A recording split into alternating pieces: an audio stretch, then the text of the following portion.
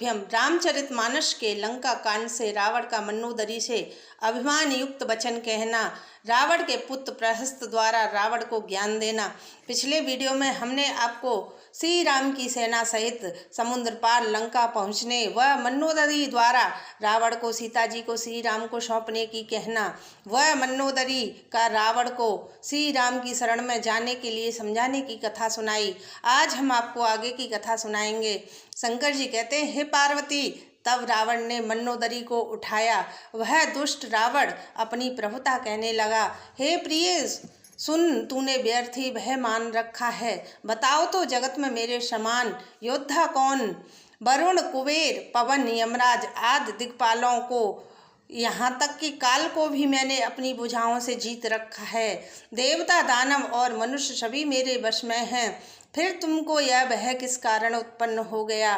मनोदरी ने उसे बहुत प्रकार से समझा कर कहा, किंतु रावण ने उसकी एक बात न सुनी और फिर वह सभा में जाकर बैठ गया।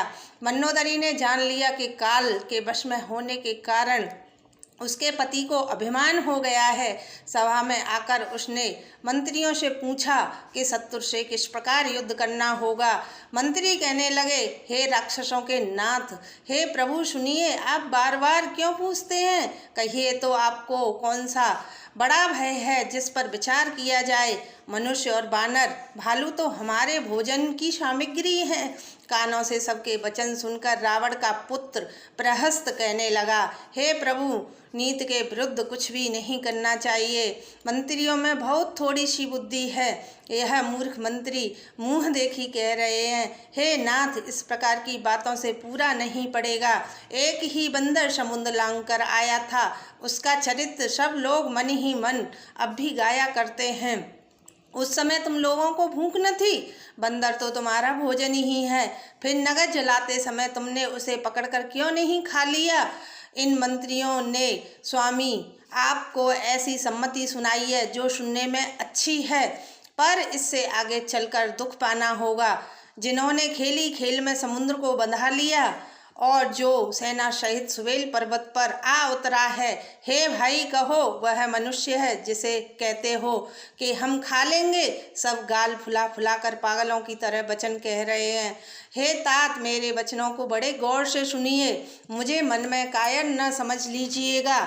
जगत में ऐसे बहुत अधिक मनुष्य हैं जो मुंह पर प्यारी मीठी लगने वाली बात कहते हैं। हे प्रभु, सुनने में कठोर, परिणाम में परम हितकारी जो सुनते और कहते हैं, वे मनुष्य बहुत ही थोड़े हैं। उसके अनुसार पहले दूत भेजिए और फिर सीता जी को देकर श्री राम से मेल कर लीजिए। यदि वे स्त्री पाकर लौट जाएं तो व्यर्थ झगड़ा न बढ़ाइए, नहीं तो हे तात, सम्मुख युद्ध भूमि में डटकर मारकाट कीजिए।